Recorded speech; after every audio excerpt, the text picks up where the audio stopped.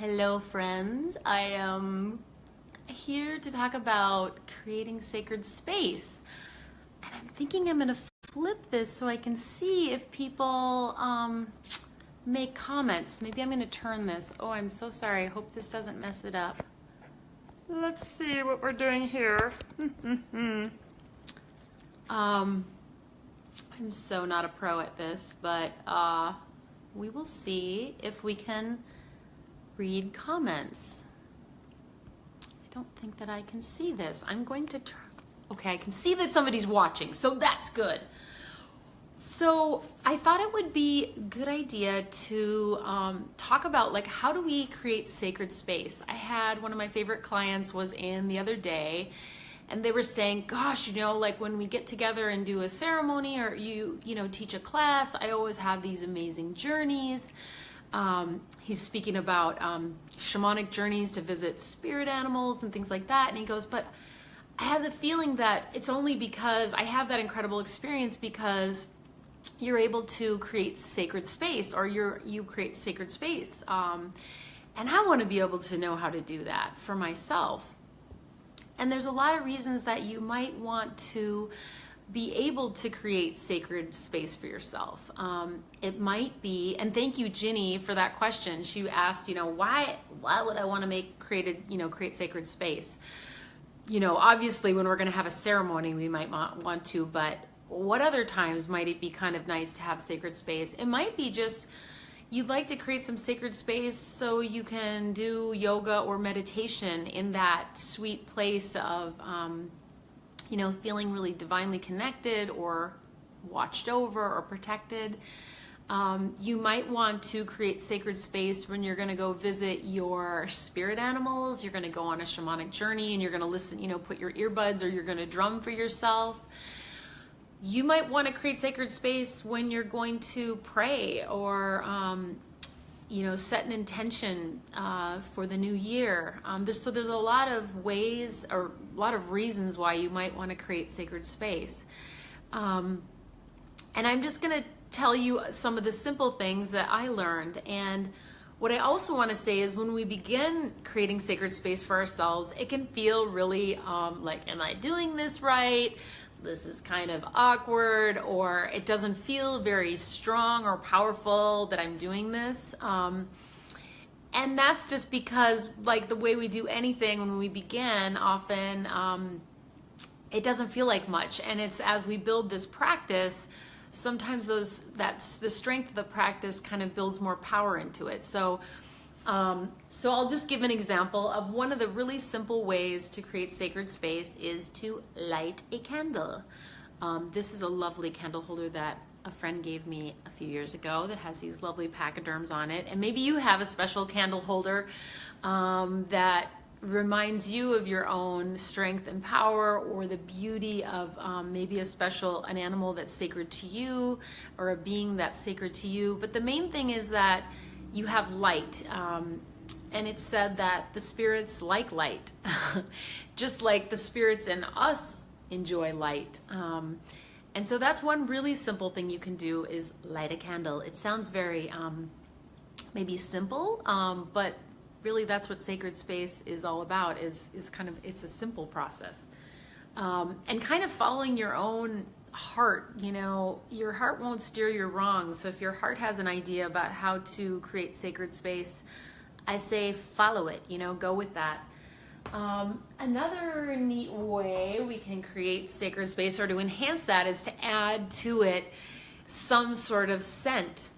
And again, that's because, traditionally throughout the ages and all religious I guess let's say all great spiritual traditions, there is usually an element of scent. There might be burning incense.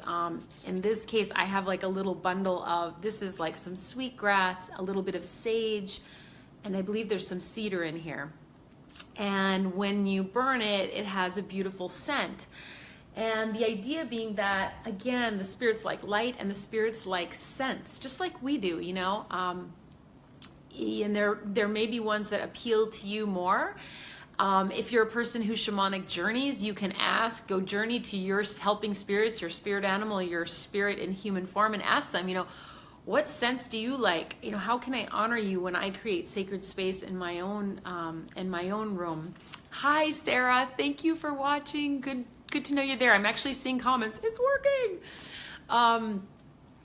So yeah, like getting that personal, you know, maybe your spirits want you to burn Palo Santo and they love that, or maybe there's a scent that really appeals to you. So just to kind of follow that guidance, whatever feels lovely to you. So the scent, sort of the building of sacred space can involve light, can involve scent. Sometimes people like to burn a little bit of sage, and sage being a plant that when we burn it in the dried form, it can be a cleansing agent. So to sort of, you know, you can sort of fan yourself gently with the sage to sort of let go of the worldly cares and concerns for the moment. You know, we do have to go pay our mortgage or our rent, and we have groceries to buy and things to do, but when we're going to have sacred space, we want to kind of step outside of that worldly self and step into a place where we can commune with the divine. And so often sage is used to kind of just, you know, fan yourself, and just in that moment as you're fanning yourself with the sage to say, I'm letting go of anything that's standing between me right now and making this connection with the divine, to pray, to journey, to sit in silence and meditation, whatever that is. And that reminds me of another really neat thing that I saw in India. And of course, you know, this is done in many different traditions, but in the temples in India, many times before you enter the temple, there will be a space. And in that space, there will be a particular spirit or deity that's there, the spirit of Ganesha, or Ganesh, who is this elephant-headed god who is the remover of all obstacles and the Lord of new beginnings. And the reason he is there in this spot right before you actually enter the physical temple is so that you can let go of those worldly concerns, and you can put down your burdens, take off your shoes, which is symbolic of, like, you know, leaving that worldliness behind, so that you can step barefoot, free from, you know, too many thoughts and distractions, and really step into that connection with the divine. So you might want to, maybe you create a little sacred corner in a room, and maybe there's a little Ganesh there, or some other symbol that reminds you it's time for me to let go of these, put down this burden, this little bag of humanly burdens that I carry with me for the moment. You're gonna have to pick it up on the way back out. Unfortunately, there still will be groceries to buy, or whatever, you know, whatever it is that you've got to do. But that is another way that you can create sacred space. And then once you've created your sacred space, by the way, and if you want to really start, you know, enhancing this and more, you can do it in a permanent spot in your home. So maybe you make a little altar, you know, a tiny table. Doesn't have to be much. There's a candle. Maybe there's a little representation of a spirit, you know, whoever it is you pray to. Maybe it's just honoring the earth, whatever that symbol is, putting it there. Maybe you put some flowers there sometimes, you know, to add, to kind of build that even a little bit. Because each time, you know, as I was saying in the beginning, the first time that we create sacred space, it can kind of feel awkward. We're like, okay, I have my candle, but, you know, maybe it doesn't feel that different to us.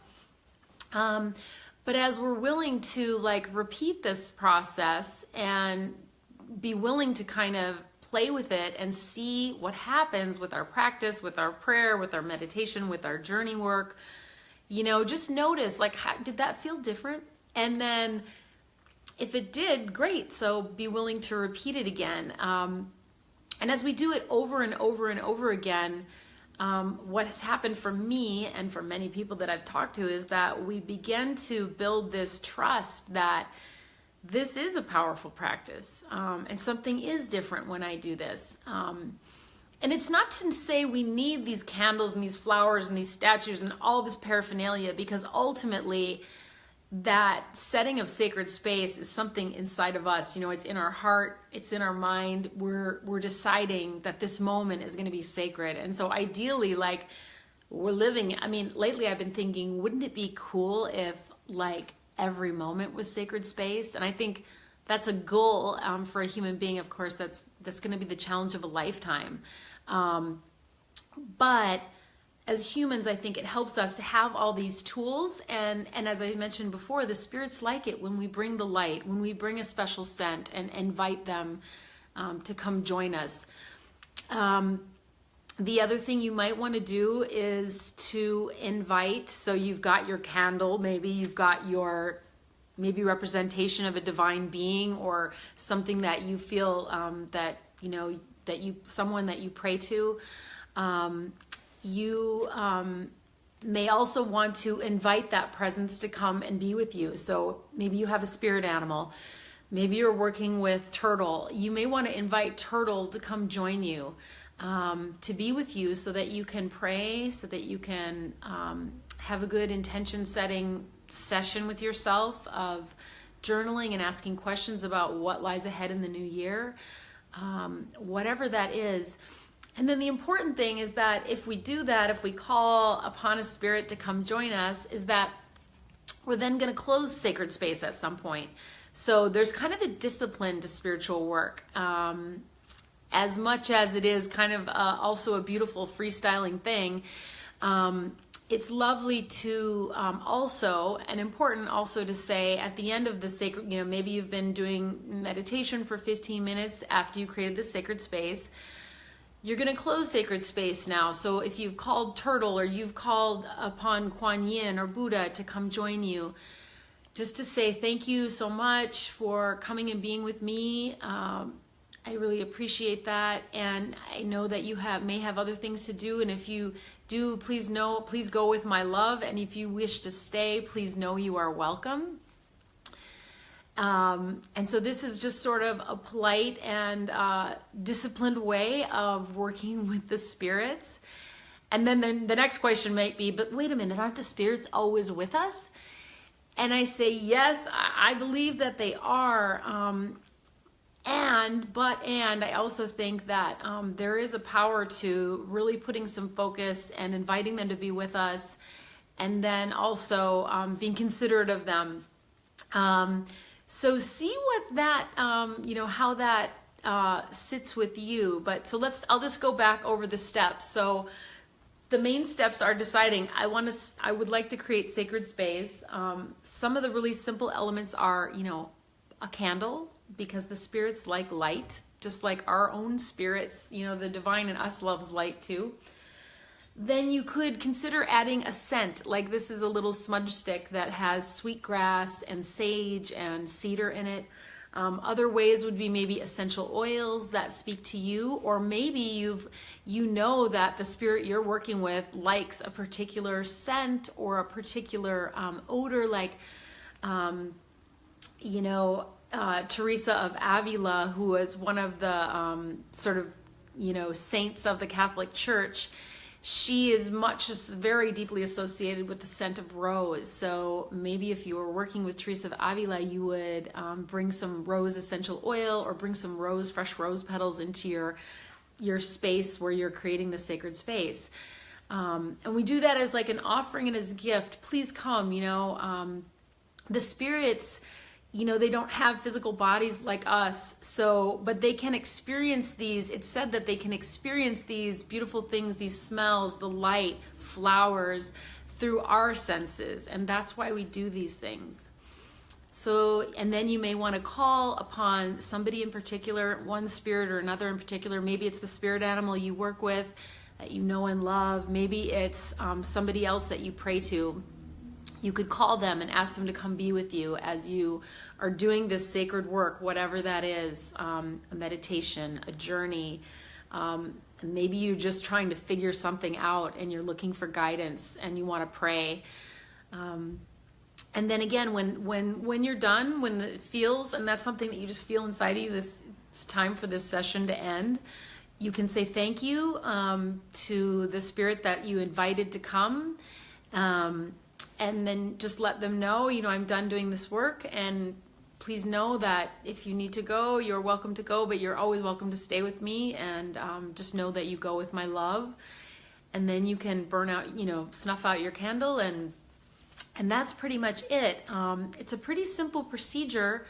And as I said, I believe that it grows in power as you do it again and again and again. And that's why you see, like if you go to see an indigenous shaman working, they will have, often they will have like in Peru, they will have a beautiful, what we call a mesa, which is a piece of fabric that they will spread out. And on it, there will be many little objects. And these objects are very special. They may look like not much to you. Maybe it's like an old worn down coin or a funky, plastic statue that doesn't seem to be much.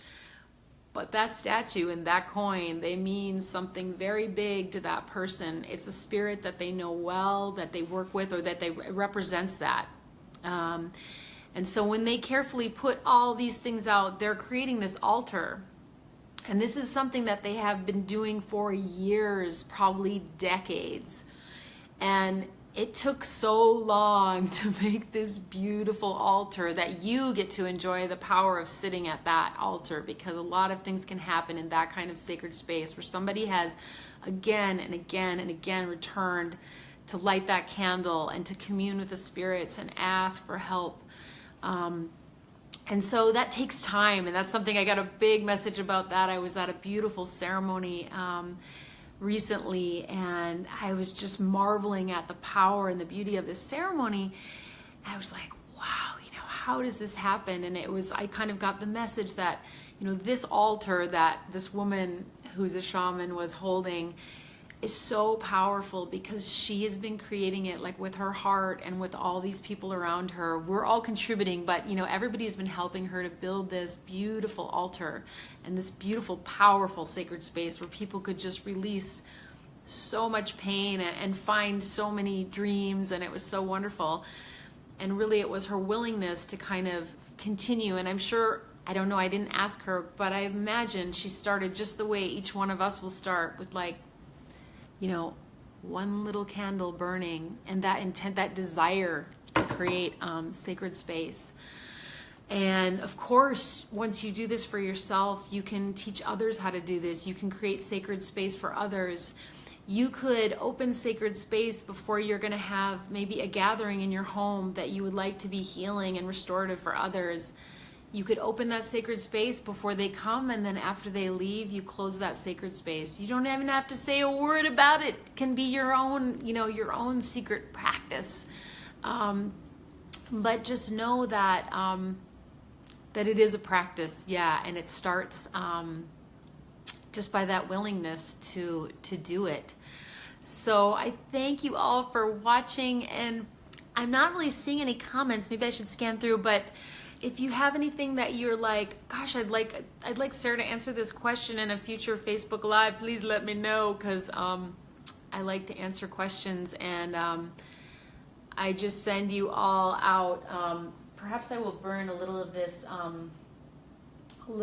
sweetgrass and sage, and just send a little blessing of this sacred space out to you who want to create your own sacred spaces, and know that you've got this. All you need to do is, begin. So I send you many blessings for a wonderful weekend, and thanks for watching, guys. Okay, bye.